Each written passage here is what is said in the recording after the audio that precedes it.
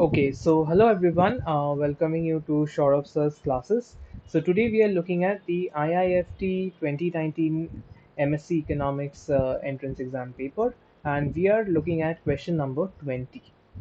For a competitive firm whose technology exhibits constant returns to scale at all levels of output, the long run level of profit will always be zero. This is a straightforward question from theory, which tells us that in competitive equilibrium, competition basically drives the long run profit to zero. Next, coming to question number 21. Pareto efficiency can be achieved under monopoly if the monopolist practices first degree price discrimination. That is option number 1.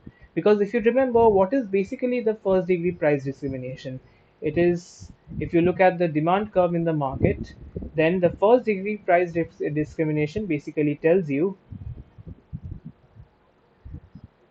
that the monopolist basically charges every agent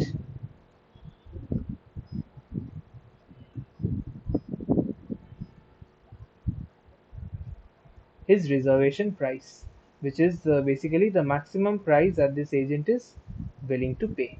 So that means everyone is paying the maximum possible price that he is willing to pay. So there is no deadweight loss, as a result of which it is becoming Pareto efficient. I'm sorry, the diagram is not very neat, but I hope you can understand what the intuition is. So it's basically every consumer, so this is the demand curve, every consumer is paying the reservation price. So that means there is no deadweight loss, and that is why the first degree price discrimination is basically Pareto efficient. Now moving on to the next question, which is question number 22. A CES production function is given by this expression, then the production function exhibits this thing.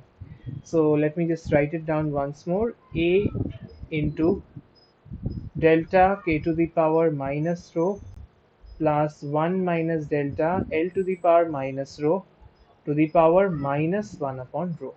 So basically over here my Q is a function of labor and capital. So what do we check? We basically multiply both the inputs by the same proportion and we check what happens. So it's basically delta lambda k to the power minus rho plus 1 minus delta lambda L raised to the power minus rho raised to the power minus of 1 minus rho. So A, now you can understand, now you can see something that lambda to the power minus rho will be out. So delta into k to the power minus rho plus lambda into minus rho will be out. 1 minus delta into the power minus rho. This is out. Correct?